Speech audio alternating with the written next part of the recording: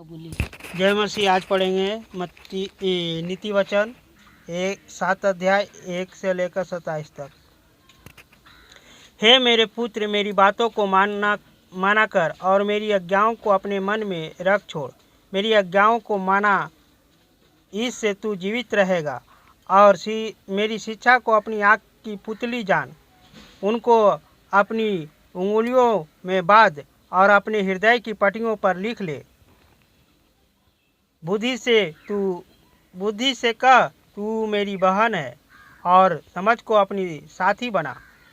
तब तू पराई स्त्री से बचेगा जो चिकनी चुपड़ी बातें बोलती है। मैंने एक दिन अपने घर की खिड़की से अर्थात अपने झरोके से झाँका, तब मैंने भोले लोग में से एक निर्बुद्धि जवान को देखा। वह उस स्त्री के घर के कोने के पास की सड़क पर चला जाता था और उसने अपने घरों का मार्ग लिया। उस समय दिन ढल गया और संध्या आ गया था, वरना रात को घोर अंधकार छा गया था। और देखो, उसने एक स्त्री मिली जिसका भेष वेश्या का सा था। वह बड़ी धूर्त थी। वह शांति की रहित और चंचल थी और अपने घर में ना ठहरती थी। कभी वह सड़क में, कभी चौक में पाई जाती थी और एक कोने में पर वह बाट जोहती थी। तब उसने उस जवान को पकड़कर चूमा और निर्जल को चेष्टा करके उससे कहा, मुझे मेल बलि चढ़ाने थे और मैंने अपनी मनरतें आज ही पूरी की है।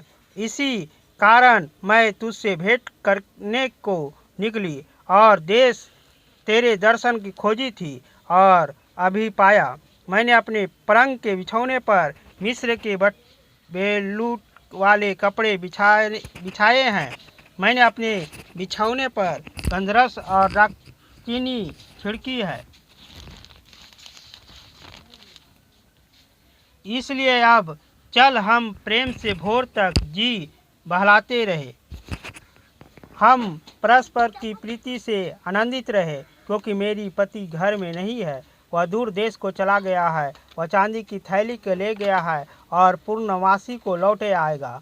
ऐसी बातें कहकर उसने उनको अपनी प्रलोभ माया में फंसा लिया और अपनी चिकनी चुपड़ी बातों से उसको बस में कर लिया।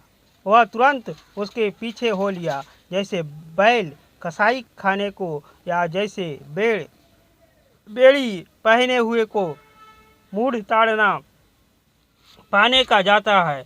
अंत में उस जवान का कलेजा तीर से बेधा जाएगा। वह उस चिड़िया के समान है जो फंदे की ओर वेग से उड़े और ना जानती ही हो कि उनमें मेरे प्राण जाएंगे। अब हे मेरे पुत्र, मेरी सुनो और मेरी बातों पर मन लगाओ। तेरी मन ऐसी स्त्री के मार्ग की ओर ना फिरे और उसकी डगरों में भूल कर ना जाना, क्योंकि बहुत से लोग उससे के द्वारा मारे पड़े हैं। उसके घात किए हुए की एक घड़ी संख्या होगी। उसका घर अधोलोक का मार्ग है, वह मृत्यु के घर में बहुत पहुंचाता है। आमीन।